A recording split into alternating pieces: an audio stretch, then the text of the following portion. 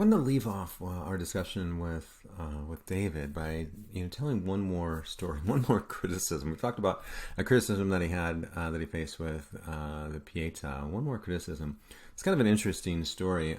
His his master Ghirlandaio hears about this particular sculpture of David and how wonderful it is, and so he wants to go and see it before the official unveiling, and so. He goes to it and stands in front of it, right? And this is just to give you a sense again of the size, right? He kind of stands in front of it, kind of down, looking up at it, and he says, Michelangelo, it's pretty good, right?" And Michelangelo's, "Yeah, I guess, yeah." And he's like, "But what do you mean, right? What's wrong with it?" And Ghirlandaio's like, "The nose, it's too big," right? And so, kind of my poor Italian accent. And so Michelangelo is just like, he kind of rolls his eyes and doesn't really say anything to his mentor. He just grabs a ladder and walks up the ladder with a hammer in one hand and a chisel in the other.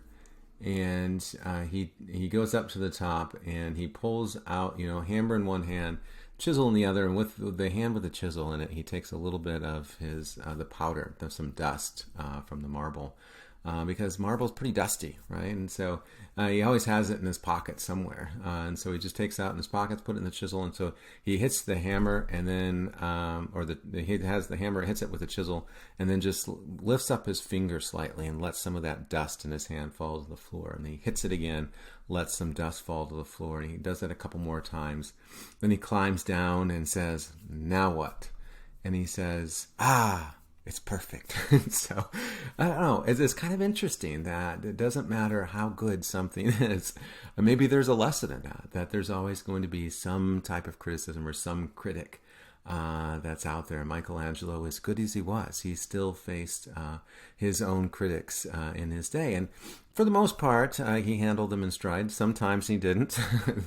Sometimes he's had enough. But, taking a look at the Pietà, some of the criticism of the Pietà, taking a look at his David, it's a good example of, some of the criticisms that were charged against Michelangelo even in his day. And we kind of think of Michelangelo as kind of up there above reproach. But in his own day, he did face his own criticism, which is interesting. We don't generally think about that today.